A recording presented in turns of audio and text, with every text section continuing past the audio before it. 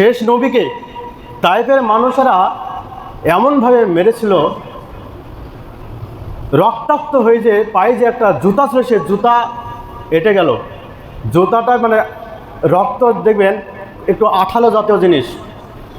তো এমনভাবে আল্লাহর নবীকে আঘাত করা হয়েছিল তায়েফের মানুষেরা, তো রক্ত গড়ে গিয়ে পায়ে জুতা খোলার সময় কষ্ট পেয়েছিল। তো আল্লাহর নবী কতটা ধৈর্যবার বলেন। আল্লাহর নবীর মাথার উপরে উটের ভুঁড়ি চাপিয়ে দেওয়া হলো। উটের ভুঁড়ি চাপিয়ে দেওয়ার পরেও আল্লাহর নবী উতবা, সাইবা, আবু জাহেল এদের উপর বদদোয়া করলেন। এই বদদোয়াটা বদরের যুদ্ধে কবুল হচ্ছে 12 বছর পর। সালাফিয়া মিডিয়া। মহারাব্বুল আলামিন যদি মনে করতেন আমাদেরকে, আমরা আজকে হসপিটালের বেডে পড়ে থাকতে, আল্লাহ তাবারাকাল্লাহ সেটা চাননি। মহান আল্লাহ যদি চাইতেন তাহলে আজকে হয়তো আমরা কোনো একটা রাস্তায় অ্যাক্সিডেন্ট হয়ে পড়ে থাকতাম। আল্লাহ সেটা চাননি। সেই মহারাব্বুল আলামিন আমাদেরকে সুস্থ শরীরে আমরা এখানে আসতে উপস্থিত হতে পেরেছি। সেই আল্লাহ তাবারাকাল্লাহর শুকরিয়া আমরা জ্ঞাপন করি, আলহামদুলিল্লাহ। যাবতীয় প্রশংসা পাওয়ার শান্তির বার্তাবাহক মুহাম্মদ মুস্তাফা সাল্লাল্লাহু আলাইহি সাল্লামের উপর হাজার হাজার কোটি কোটি শান্তির ধার বর্ষিত হোক, আল্লাহু আমিন। পবিত্র কালামুল্লাহ থেকে 2 জায়গা থেকে 2টো আয়াত তেলাওয়াত করেছি। এই আয়াতকে সামনে রেখে সংক্ষিপ্ত বক্তব্যে জবানেকা ইতি টানবা মা তৌফিক ইল্লা বিল্লাহ। আমরা গত জমায় আলোচনা রেখেছিলাম বারাকা সম্পর্কে, বরকত মানুষের কিভাবে হবে সে সম্পর্কে আলোচনা করেছিলাম। আজকে আলোচনার বিষয় হচ্ছে ধৈর্য ধারণ সম্পর্কে আয়াতগুলো পাঠ করেছি। ফাজকুরুনি আযকুরুকুম ওয়াশকুরুলি ওয়ালা তাকফুরুন। আল্লাহ তাবারক তাআলা এখানে বলছেন যে আমাকে তোমরা স্মরণ করো, আমাকে তোমরা স্মরণ করো, তাহলে আমিও তোমাকে স্মরণ করব। ফাজকুরুনি আযকুরুকুম ওয়াশকুরুলি ওয়ালা তাকফুরুন। আল্লাহ তাবারক তাআলা সূরা বাকারা 156 নম্বর আয়াতে ঘোষণা করছেন, যদি তোমরা আমাকে স্মরণ করো তাহলে আমিও তোমাকে কি করব? স্মরণ করব। পৃথিবীতে যত নবী রাসূল এসেছিলেন প্রতিটা নবীরই বিশাল ধৈর্য ছিল। প্রতিটা নবীর অগাধ ধৈর্য ছিল। কেন আল্লাহ তাবারক তাআলা নবীদের ধৈর্য দিয়ে পরীক্ষা করলেন? কোন নবীর কথা বলবেন আপনি যে নবীকে আল্লাহ তাবারক তাআলা পরীক্ষাও করেনি, যে নবীর ধৈর্য ছিল না? এমন একজন নবীর নাম করেন যে নবীর ধৈর্য ছিল না। ইব্রাহিম আলাইহিস সালামের আরও বেশি ধৈর্য। ইব্রাহিম আলাইহিস সালামকে যতটা পরীক্ষায় ফেলা হয়েছিল ততটাই তিনি ধৈর্যশীল ছিলেন। ঠিক তেমনি তার প্রিয় পুত্রকে নিয়ে মা হাজেরা দুধের সন্তানকে নিয়ে যেভাবে ধৈর্যের পরিচয় দিয়েছিলেন, আচ্ছা বলেন তো, ধৈর্য ধারণ করার পর আজ কি তারা কামিয়াব হয়েছে না হয়নি? আজকে লাখো মানুষ, হাজারো মানুষ মক্কা মদিনায় গিয়ে তাদের স্মৃতি পালন করে পাপ মোচন করে কিয়ামতের আগ পর্যন্ত চলবে। মা হাজেরাকে যে ধৈর্যের পরিচয় দিতে হয়েছিল, ধৈর্যের পরিচয় দিয়ে তার লাভ হয়েছে না ক্ষতি হয়েছে? নবী ইউসুফকে কূপে ফেলে দেওয়ার পরে তার পিতা যে চোখে অন্ধ পর্যন্ত হয়ে যাওয়ার একটা যে ঘটনা আমরা জানি, তো এগুলা কি ধৈর্যের পরিচয় ছিল না? ইউসুফ নবীকে নিজেকে যেভাবে ধৈর্যের পরিচয় দিয়েছিলেন তারপরে তিনি কামিয়াব হননি। এইভাবে যত নবী আছে, আমাদের প্রথম নবীর কথাই ভাবেন, আদম আলাইহিস সালাম যে ভুল করেছিলেন, একই ভুল করেছিলেন। আদম আলাইহিস সালামকে যে নিষেধ করা হয়েছিল ওই গাছের নিকটে যাবে না, ইবলিস শয়তানকে বলা হয়েছিল সিজদা করতে, সকলে সিজদা করেছিলেন, ইবলিস শয়তান আজাজিল তিনি করেননি। তিনি যে ভুলটা করেছেন এই ভুলের জন্য 100-তে 100 আপনি নম্বর দেবেন। অনুরূপভাবে আদম আলাইহিস সালাম যে তাকে যে নির্দেশ দেওয়া হয়েছে যে ওই গাছের নিকটে যাবে না, তিনি গাছের নিকটে গেলেন, ফল খেলেন, একই ভুল করলেন। ইবলিস শয়তান যতটা ভুলের দোষী, আদম আলাইহিস সালাম একই ভুলের দোষী, দুজনেই সমান, দুজনেই নাম্বার পাবে 100-100। এবার বলেন, ইবলিস শয়তান সে ভুল করে অহংকারে দরজায় ঢুকে গেল, ভুল করার পর অহংকারে দরজায় প্রবেশ করলো। আদম আলাইহিস সালাম ভুল করার পরে তিনি অনুশোচনা অনুতপ্ত সারা জীবন কান্না করতে করতে মারা গেল। এই ভুলের জন্য আদম আলাইহিস সালাম সারা জীবনটাই কাঁদলো আল্লাহর কাছে, অনুশোচনা অনুতপ্ত হয়েছেন যে আমি ভুল করেছি। আল্লাহর কাছে কতই তওবা, আল্লাহর কাছে কতই কান্না, চোখের অশ্রু ফেলেছেন। তাহলে একজন ভুল করে, ভুল করাটা পাপ নয়, ভুল করার পর আপনি গুনহার কাজ করেছেন, গুনহা করার পর যদি আল্লাহর কাছে ক্ষমা না চান, তওবা না করেন, সেটাই হচ্ছে পাপ। তাহলে দুইজনে একই ভুল করেছেন, আল্লাহর আদেশ নিষেধকে অন্যায় করেছেন, হুকুম পালন করেননি দুজনেই। একজন অনুতপ্ত হলেন না, স্যালেন্ডার হলেন না, আর একজন কি করলেন, ধৈর্যের পরিচয় দেখিয়ে দিলেন। কে? আদম আলাইহিস সালাম। তার স্বামী স্ত্রী ডিভাইড, যে স্বামী স্ত্রীর কত বছর তাদের সাক্ষাৎ ছিল না, এই যে একটা ধৈর্য, এই ধৈর্যের জন্য কি তারা কামিয়াব হননি? অবশ্যই হয়েছে। শেষ নবীকে তাইফের মানুষেরা এমনভাবে মেরেছিল, রক্তাক্ত হয়ে যে পায়ে যে একটা জুতা ছিল, সে জুতা এঁটে গেল, জুতাটা মানে রক্ত দেখবেন একটু আঠালো জাতীয় জিনিস। তো এমনভাবে আল্লাহর নবীকে আঘাত করা হয়েছিল তাইফের মানুষেরা, তো রক্ত গড়ে গিয়ে পায়ে জুতা খোলার সময় কষ্ট পেয়েছিল। তো আল্লাহর নবী কতটা ধৈর্যবার বলেন, আল্লাহর নবীর মাথার উপরে উটের ভুঁড়ি চাপিয়ে দেওয়া হলো, উটের ভুঁড়ি চাপিয়ে দেওয়ার পরেও আল্লাহর নবী উতবা, সাইবা, আবু জাহেল এদের উপর বদদোয়া করলেন। এই বদদোয়াটা বদরের যুদ্ধে কবুল হচ্ছে 12 বছর পর। কবছর পর বললাম, বিশ্ব নবী আল্লাহর নবীর দোয়া যদি 12 বছর পর কবুল হয়, তাহলে আপনার আমার দোয়া কত বছর পর কবুল হবে? তাই বলে কি আল্লাহর নবী সরাসরি সেকেন্ড বরদাস্ত লাইনি দোয়া কবুল হতে, এরকম ঘটনা নাই? অনেক আছে, এরকম ঘটনা অনেক আছে যে আল্লাহ নবী দোয়া করতে করতে কবুল হয়েছে, এরকম হাজারো প্রমাণ আছে, হাজারো দোয়া আছে। কিন্তু আল্লাহ নবীর দোয়া দেরিতে কবুল হয়েছে তারও প্রমাণ আছে। সে এটা একটা যে আল্লাহ নবীর সেজদা আছে, কাফেরের এসে উটের ভুঁড়ি চাপিয়ে দিল, তো আল্লাহ নবী পরে বদদোয়া করলেন তাদের জন্য। সেই দোয়াটা বদরের যুদ্ধে 12 বছর পর কবুল হচ্ছে, আর আমরা দোয়া করি, করার পরে কবুল হচ্ছে না। তা আমাদের দোয়া কবুল হচ্ছে কি হচ্ছে না, এটা আমরা কেমন করে বুঝবো? আমরা দোয়া করি, হতে পারে আমার একটা বড় ধরনের অ্যাক্সিডেন্ট আল্লাহ বাঁচিয়ে দিয়েছে দোয়ার কারণে, কেমন করে জানবো? ধৈর্য ধরতে হবে। হতে পারে এই দোয়ার কারণে আল্লাহ তাবারক তাআলা আমাকে জান্নাতে দিতে পারে, হতে পারে এই দোয়ার কারণে আল্লাহ তাবারক তাআলা কাল কিয়ামতের দিনে তার বদলা দেবেন। তাহলে আমাদের দোয়া কবুল হচ্ছে কি হচ্ছে না, এটা আল্লাহ ছাড়া কেউ জানেন না। তবে আমরা কিছুটা অনুশোচনা অনুধাবন করতে পারি, যদি আমরা সঠিক মানুষ হই তাহলে আমাদের দোয়া কিন্তু কবুল হবে।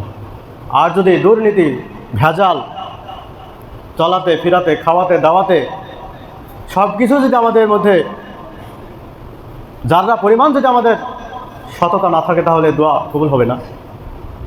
তো যাই হোক, একটা আম গাছ যদি আপনি লাগান, সে আম গাছটা তার ফল খেতে একটু দেরি লাগবে, কম করে আপনাকে 2 বছর 3 বছর আপনি ওয়েট করতে হবে, ধৈর্য ধারণ করতে হবে, তারপরে আম পাবেন। কিন্তু ধান যখন আপনি লাগাবেন 4 মাস পরে আপনাকে ফল দিবে, কিন্তু সেই ধান গাছের কিন্তু আর অস্তিত্ব থাকলো না। 4 মাস পরে আপনি ধান খেতে পাবেন, কিন্তু সেই ধান গাছ থেকে চেয়ার টেবিল আর তৈরি হবে না। যে ব্যক্তি যত ধৈর্য ধারণের লংজিভি, তার তত মজা আলাদা। একটা তাল গাছের আঠি যখন লাগাবেন, আপনাকে একটা তাল গাছের চারা যখন লাগাবেন, আমার মনে হয়, হয়তো আমি সঠিক জানছি না, প্রায় 7-8 বছর হয়তো কি 10 বছরও লাগতে পারে একটা তাল ধরতে। কিন্তু আপনি লাগালেন একটা চারা তাল গাছের, 10 বছর পর বা 7 বছর পর তাল ধরবে ঠিকই, কিন্তু আপনার মতো 5 পিঁড়ি কেটে যাবে, তাও তাল ধরতেই থাকবে। আপনি খাবেন, আপনার ছেলে খাবে, তার ছেলে খাবে, 5 পিঁড়ি গিয়ে কেটে যাবে, কিন্তু তাল গাছ কিন্তু দাঁড়িয়ে থাকবে। যে গাছের যত লংজিভি, সেই গাছ ফল, সেই গাছের মজা তত ভালো।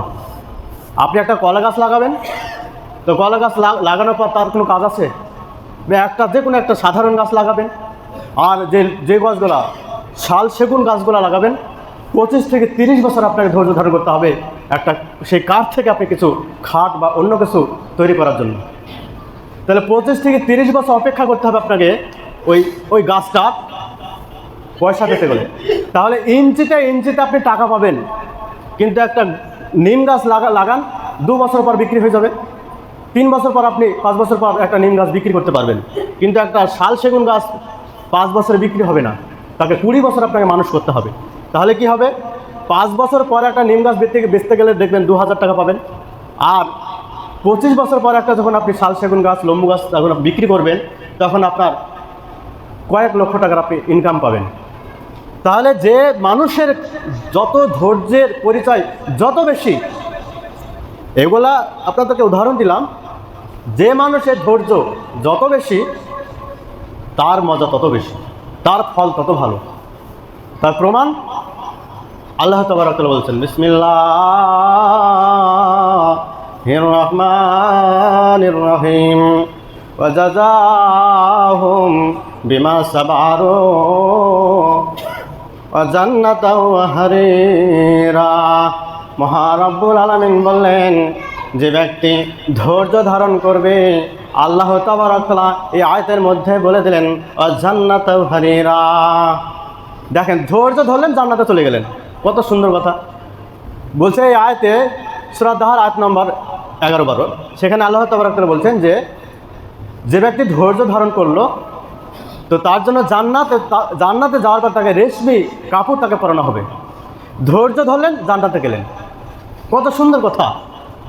আল্লাহ তাবারক ওয়া তাআলা বলছেন, বিসমিল্লাহির রহমানির রহিম, ইয়া আইয়ুহাল্লাযীনা আমানু ইসতাঈনু বিস-সাবরি ওয়াস-সালাহ ইন্নাল্লাহা মা'আস-সাবিরিন ওয়ালা তাকুলু লিমান ইয়াকতালু ফি সাবিলিল্লাহি আমওয়াতুন বাল আহইয়াউ ওয়ালাকিন লা তাশউরুন ওয়ালা নাবলুওয়ান্নাকুম বিশাইইন মিনাল খাউফি ওয়াল জু'i ওয়া নাকসিম মিনাল আমওয়ালি ওয়াল আনফুসি ওয়াস-সামারাতি ওয়া বাশশিরিস সাবিরিন।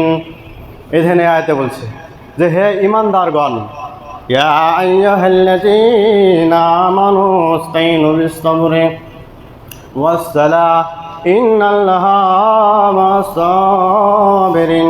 হে ঈমানদারগণ, তোমরা করো কি ধৈর্য, নামাজের সাথে তোমরা সাহায্য প্রার্থনা করো, তাহলে কি হবে? ইন্নাল্লাহা মা'আস-সাবিরিন।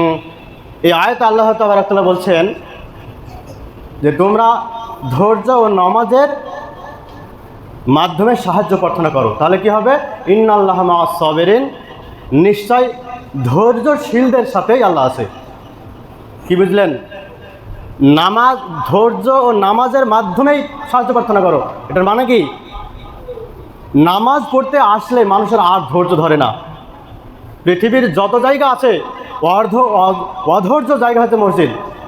এখানে আসলেই আপনাকে ঘড়ি দেখতে হয় বারে বারে, এখানে আসলেই আপনাকে ক মিনিট লাগছে নামাজ পড়তে এটা মনে হয়, মানে কতক্ষণে আপনি কোরআনের যত সব থেকে ছোটো সূরা যেটা, সেটা পড়ে কতক্ষণে আপনি এখান থেকে বেরিয়ে যাবেন। এখান থেকে বেরিয়ে গিয়েই আপনি চায়ের দোকানে তখন 2 ঘন্টা দাঁড়িয়ে থাকবেন। দেখেন, নামাজ ধৈর্য সহকারে পড়ার কথা বলেছে, খুতবা ধৈর্য সহকারে শুনতে বলেছেন, বিচলিত কেন? বেনামাজিরাও ধৈর্য ধরে কোথায় জানেন? একটা মানুষকে আপনি দাঁড়িয়ে দেন ক্যারাম বোর্ডে, 7 ঘন্টা 8 ঘন্টা দাঁড়িয়ে থাকবে, 7 থেকে 8 ঘন্টা তারও বেশি দাঁড়িয়ে দাঁড়িয়ে ক্যারাম বোর্ড খেলবে। তাদের ধৈর্য দেখেন। আরও ধৈর্য দেখবেন তাস খেলে যারা, দেখবেন পেশাব যে চাপিয়েছে, বাথরুম যেতে হবে, 8টার সময় বাথরুম পেয়েছে, ও 12টা বাজে, তাও আর হিসাবই নাই, তাস পিটেই যাচ্ছে। দেখেন ধৈর্য। ছেলে মেয়ে কি খাচ্ছে, বাজার করতে হবে, ঘাট করতে হবে, কোনো হিসাবই নাই, সকাল থেকে সারা দিন তাস পিটছে। ধৈর্য দেখেন। নামাজ যাহা শেষ, সুন্নত নামাজ কিভাবে পড়ে কতক্ষণে যে বেরিয়ে পালিয়ে যাবে তার হিসাব নাই। এত অধৈর্য নামাজে, ঠক ঠক ঠক ঠক নামাজ পড়ে। আল্লাহ এটা দেখবে যে তুমি আমার কাছে ক ঘন্টা টাইম দিয়েছিলে, আর তুমি ব্যবসায় খেতে ক ঘন্টা টাইম দিয়েছ। আমার কাছে তুমি ক ঘন্টা কত মিনিট সময় দিয়েছ, আর ব্যবসায় খেতে খামারে ক ঘন্টা তুমি সময় দিচ্ছ, এটা আল্লাহ দেখবেন। যার কারণে আল্লাহ তাবারক তাআলা বলছেন যে নামাজ ও ধৈর্যের মাধ্যম দিয়ে তুমি কি করো, সাহায্য প্রার্থনা করো, নামাজের মধ্যেই তুমি কি করো, ধৈর্য ধরো। দেখেন না, তারাবি যখন পড়া হয় 20 রাকাত তারাবি বা আরও আলহামদুলিল্লাহ রাব্বিল আলামিন আল্লাহু আকবার, কী পড়ছে বুঝতে পারবেন না, অথচ আপনাকে সূরা ফাতিহা এইভাবে প্রত্যেকটা লফজ, প্রত্যেকটা অক্ষর, প্রত্যেকটা আয়াত থেমে থেমেই পড়তে হয়। আলহামদুলিল্লাহি রাব্বিল আলামিন আর রহমানির রহিম মালিকি ইয়াউমিদ্দিন ইয়্যাকা না'বুদু ওয়া ইয়্যাকা নাস্তাঈন। এবার যদি বলে আলহামদুলিল্লাহ রাব্বিল আলামিন আল্লাহু আকবার, হবে? এই তো চলছে। কত স্পিডে নামাজ পড়তে পারি আমরা, এর প্রতিযোগিতা, ঠক ঠক মেরে নিজের উদ্দেশ্য চলে গেলাম, চলবে না। যার কারণে নামাজে ধৈর্য। ওয়ালা নাবলুওয়ান্নাকুম বিশাইইম মিনাল খাউফি ওয়াল জু, মানে অভাব।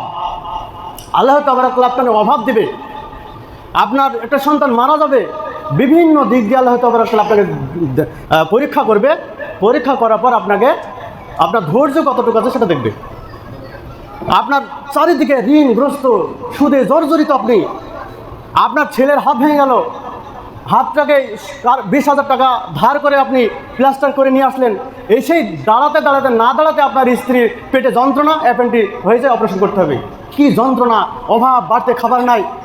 এই যোগ শব্দের অর্থ হচ্ছে আপনাকে আল্লাহ তাআলা চারিদিক দিয়ে এমনভাবে অভাব আপনাকে গ্রাস করবে, তারপরে আল্লাহ সচ্ছলতা দিবেন, অবশ্যই সচ্ছলতা দেবেন। আল্লাহর কাছে মানে বরকতের ভান্ডার আছে, আপনাকে দিবে, কিন্তু আপনি কতটুকু ধৈর্য ধারণ করতে পারেন সেটাও আল্লাহ তাবারক তাআলার একটা পরীক্ষা।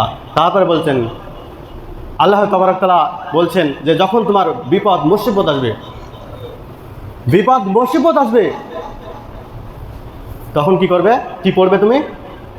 ইন্না লিল্লাহি ওয়া ইন্না ইলাইহি রাজিউন, এটা পড়বে।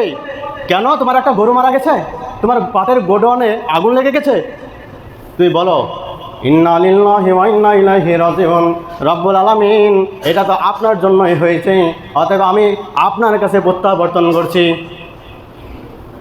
আমার কাছে 2টো ব্যাগ আছে, 2টো ব্যাগ নিয়ে আমি দাঁড়িয়ে আছি, স্টেশন যেতে হবে। তো আমার একটা ছাত্রকে বলে, খায়রুল ব্যাগটা নিয়ে চলো, আমি আসছি। তার মানে ব্যাগটাকে উনি নিবে, মানে ব্যাগটা নিয়ে স্টেশন চলো, আমি আসছি। তার মানে আমি গিয়ে ব্যাগটা আমি নিব, ও আমাকে একটু এগিয়ে দেবে। আল্লাহ বলছে যে তোমার পাট গোডাউনে পড়ে ছারখার হয়ে গেল, তোমার গরু মারা গেছে, ছাগল মারা গেছে, সব দিতে হবে, তুমি আমার কাছে চলে এসো, তুমি আমার কাছে চলে এসো, তোমাকে সব দিয়ে দেওয়া হবে। তাহলে আজকে আল্লাহ তাবারক তাআলা মানুষকে বিভিন্ন দিক দিয়ে আল্লাহ তাবারক তাআলা আমাদেরকে পরীক্ষা ফেলে দেবে। মা বোনদের দেখুন, যে প্রসব বেদনা যখন উঠে তখন বলেন তাদের যে বিশাল একটা ধৈর্যের পরে যখন তার বরকতের ডালি যখন পেয়ে যায় কোলে, তখন সব বিগত জীবনে সব কষ্টের কথা ভুলে যায়। প্রত্যেকটা মানুষের জীবনে কষ্ট হবে, বিপদ আপদ দিয়ে আল্লাহ তাবারক তাআলা আপনাকে পরীক্ষা করবে। এই পরীক্ষার মাধ্যমে আল্লাহ তাবারক তাআলা আপনাকে যাচাই বাছাই করে নেবে যে আপনার ধৈর্য কতটুকু আছে। মহান আল্লাহ বললেন, ইল্লাল্লাযীনা আমানু ওয়া আমিলুস সালিহাতি ওয়া তাওয়াসাউ বিল হাক্কি ওয়া তাওয়াসাউ বিস সাবর। আল্লাহ তাবারক তাআলা এই আয়াতে বলছে যে তোমরা ঈমান আনো ও সৎ কাজ করো। এবার হকের প্রতি, সত্যের প্রতি তোমরা দণ্ডায়মান হও, আর কি করো, ধৈর্য ধরনের মানুষকে উপদেশ দাও। তো আমরা তো নিজেই ধৈর্য হারা, নিজেই তো ধৈর্য ধরতে পারি না। একটু কেউ যদি গালিগালাজ করে বা একটু কিছু হয়, আপনার ফসলে যদি ছাগল একটা অবুল একটা ছাগল লেগেছে একটা ফসলে, ছাগলকে তো মারবেনই, ওর 7 গোষ্ঠী প্রতি আছে সব গালি দিয়ে ধুয়ে দেবেন। এর নাম ধৈর্য নয়। এর জন্য আপনি বদলা পাবেন না। আপনার 500 টাকা হারিয়ে গেছে, খুঁজে পেলেন না, তখন বলছেন যে দান করে দিলাম, এর নাম ধৈর্য নয়। সুন্দর ধৈর্য ধরন কথা বলছে আল্লাহ নবীকে বলছে, তুমি আল্লাহ তাবারক তাআলা বিশ্ব নবীকে বলছে ধৈর্য ধারণ করো। সুন্দর মানে কি? সুন্দর ধৈর্য। আপনার টাকাটাকে চুরি করে নিয়েছে, আপনি বলছেন টাকাটাকে চুরি করে নিয়েছে, ওকে গালি গলাজ দিয়ে ওকে দোষারোপ করে তারপরে বলছেন সাবকা করে দিলাম। এর নাম সুন্দর ধৈর্য নয়। এর নাম সুন্দর ধৈর্য নয়। আপনার যখনই কিছু হারালো, যখনই কিছু হারিয়ে গেল, নষ্ট হয়ে গেল, সঙ্গে সঙ্গে বলতে হবে ইন্না লিল্লাহি ওয়া ইন্না ইলাইহি রাজিউন। তাহলে সেই জিনিসটা আল্লাহর কাছে আপনি বদলা পাবেন, পেয়ে যাবেন। সেই জিনিসটা আপনি কাল কিয়ামতের দিনে পেয়ে যাবেন। আল্লাহ তাবারক তাআলা তারপরে বলছেন, মানুষ যখন খাটাখাটনি করার পরে যখন কবরে যাবে, জানেন, তখন আল্লাহ তাবারক তাআলা কবর, যারা রোজা রেখেছিল কষ্ট করে, ধৈর্য ধারণ করে, হজ করেছিল, সমস্ত আইন আহকাম যারা পালন করেছিল, আল্লাহ তাবারক তাআলা বলবে তুমি ধৈর্য ধারণ করে আমার সব কিছু তুমি পেয়েছিলে, করেছিলে, আজ তুমি কি করো, শুয়ে যাও, তুমি এখানে আরাম করো। আর যে ব্যক্তি কোনো নিজের ইচ্ছা মতো ধৈর্য ধারণ করবে না, এত বিচলিত, এত রাগ বেশি, তো আল্লাহ তাবারক তাআলা বলবে জাহান্নামে একে বসিয়ে দেওয়া হবে। মক্কা থেকে মদিনা কত দূর? 375 কিলোমিটার, প্রায় 400 কিলোমিটার ব্যবধান। তো একটা জাহান্নামীকে এতটা তাকে তার বডি হবে, ওহদ পাহাড়ের সমান তার দাঁতগুলা হবে, এক ঘাড় থেকে আর এক ঘাড়ে একটা দ্রুতগামী ঘোড়া যেতে কেউ বলেছে 40 দিন, কেউ বলেছে 70 দিন সময় লাগবে।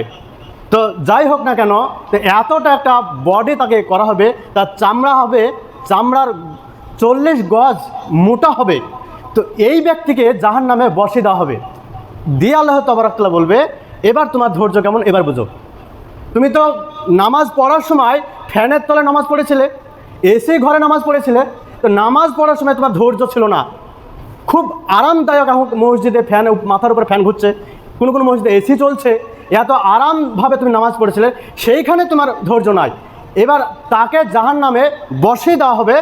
এবার বলবে অনন্ত যুগ যুগ ধরে এবার তুমি কেমন তোমার ধৈর্য, এবার ধৈর্যের পরিচয়টা তুমি দাও। তখন বলেন তো কেমন করে ধৈর্য আপনি রাখবেন? তো যাই হোক,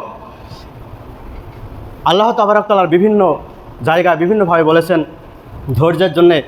যা প্রত্যেকটা কাজ হাদিস কোরআনে, আপনার সমস্ত আমলের আত্মা হচ্ছে ধৈর্য। ব্যবসায় করেন আপনি, মাঠে ঘাটে খাটাখাটনি করেন, যাই করেন না কেন, আপনার মধ্যে ধৈর্য যদি না থাকে সে কাজ আপনি সফলতা অর্জন হবে না। আপনি যেই কাজই করেন না, আপনার কর্ম যাই হোক না কেন, আপনি ব্যবসা করছেন, খদ্দের আসছে না বলে ব্যবসা কুটি দিলেন, আপনি চাকরির জন্য খাটছেন, চাকরি হচ্ছে না, পড়াশোনা বন্ধ করে দিলেন, ফসল একবার মার হয়ে গেল, ফসল করলেন না, আপনি সাকসেসফুল, সফলতা আপনি হবেন না। কেননা আপনাকে চেষ্টা চালাতে হবে এবং ধৈর্য, অটল ধৈর্য দিতে হবে, তবে আল্লাহ তাবারক তাআলা রহমতের ডালে আপনার কোলে নিয়ে আসবেন। তো যাই হোক, আল্লাহর কাছে দোয়া করি যেন আমরা প্রত্যেকেই যে কোনো কাজই আমরা করি না কেন, আমরা যেন কী করি, ধৈর্যের পরিচয় আমরা দেখাই। ধৈর্য যদি না থাকে তাহলে সে সংসারে অশান্তি হবে, যে কোনো কাজই আপনার সাকসেসফুল হবে না। আল্লাহর নবী আছে, সাহাবীরা আছে, এক দিহাতে এসে মসজিদে পেশাব করে দিলেন, তো অন্য সাহাবী রেড়ে করে উঠেছে, মানে মারার জন্য বা বকার জন্য। আল্লাহ নবী থামো। আল্লাহ নবী বললেন, কিছুই বললেন না, ওকে বলে এটা মসজিদ, এটা কোরআন তেলাওয়াত করা জায়গা, বাস। আর ওকে বকলেন না, ওকে বললেন না তোমার হুশটুস নাই, তুমি এখানে এইভাবে তুমি পেশাব করো, তোমার কি হুশজ্ঞান কিছু নাই, কিছু বললেন না আল্লাহ নবী। তাকে বললেন এটা কোরআন তেলাওয়াত করা জায়গা, এটা ইবাদত করা জায়গা। সাহাবাদেরকে বললেন 2 বালতি পানি নিচে ঢেলে দাও। আমরা হলে কী করতাম বলেন তো? আমাদের এত রাগ বেশি, আমাদের প্রচণ্ড রাগী তো মানুষ, আমরা রাগ বেশি, আর যার কারণে সব জায়গায় আমরা রাগ দেখাই। সব জায়গায় রাগ দেখালেও হবে না। একটা রাগ করে একটা ব্যক্তিকে চড় মেরে দিলেন, আর একটা ব্যক্তি চড় খেয়ে মানে ধৈর্য ধারণ করলেন। কার শক্তি বেশি বলেন তো? যে চড় খেয়ে ধৈর্য ধারণ করলো, মানে ঠিক আছে ছেড়ে দাও, ওই ব্যক্তির শক্তি সবচেয়ে বেশি। আর আপনি হুট করে 20টা কথা শুনে দিলেন, হুট করে চড় মেরে দিলেন, এর নাম বাহাদুরি নয়। আপনি সবুর করলেন, ধৈর্য ধরলেন, এর নামই হচ্ছে শক্তিমান। যাক, বহু কথা আছে। আমরা সকলেই প্রত্যেকটা কাজে, সলাতে, নামাজে, বিভিন্ন আল্লাহর ইবাদতে আমরা ধৈর্য ধারণ করব। আল্লাহ তাবারক তাআলা দোয়া করে যেন আমরা ধৈর্যর সাথে আমরা সব কাজ করি। আল্লাহ আপনি আমাদেরকে তৌফিক ইনায়াত করুন, আমিন।